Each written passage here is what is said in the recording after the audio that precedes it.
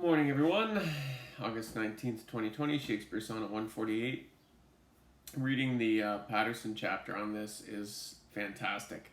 He starts with a riff on the subject of the poem itself, which is basically Shakespeare. It's just still that misogynist conversation about being deranged by love, but also how he's so hung up on appearances, according to Patterson.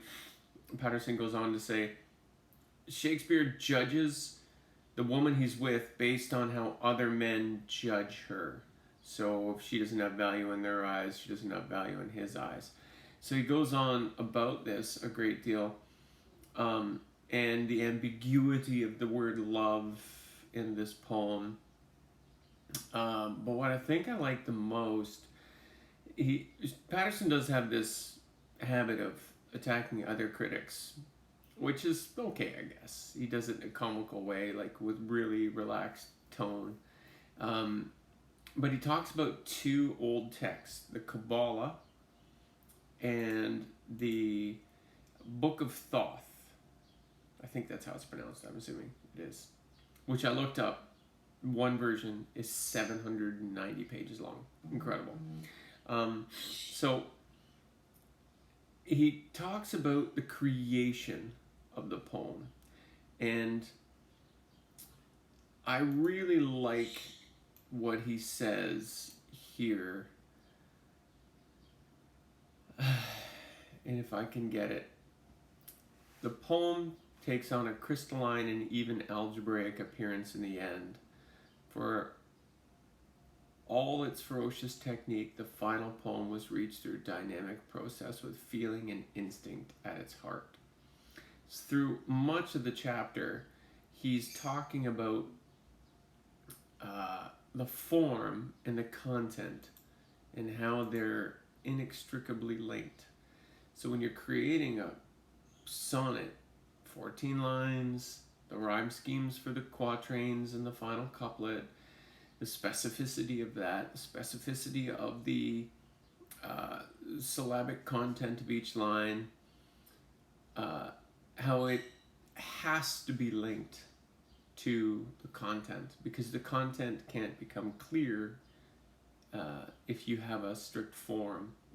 Free form poetry is always something most of us can be good at because we're not linked to any structure or form. But write a haiku, good luck, right? 575. And the sonnets are no different. So it is great to read the work of Patterson, talking about the language of Shakespeare in this, and the ability to be so creative in the context of the restrictions of the poetry's mandate, while he still acknowledges that Shakespeare's a misogynist prick. It is what it is. So here's 148. Sorry about the big preamble today. Maybe I'm not. Oh me, what eyes hath love put in my head, which have no correspondence with true sight? Or, if they have, where is my final judgment fled, that censures falsely what they see aright? If that be fair, whereon my false eyes dote, what means the world to say it is not so? If it be not, then love doth well denote. Love's eye is not so true as all men's. No. How can it? Oh, how can love's eye be true? That is so vexed with watching and with tears. No marvel then, though I mistake my view, the sun itself sees it not, till heaven clears. O cunning love, with tears thou keepest me blind, lest eyes well seeing thou foul faults should find. Thanks, see you tomorrow.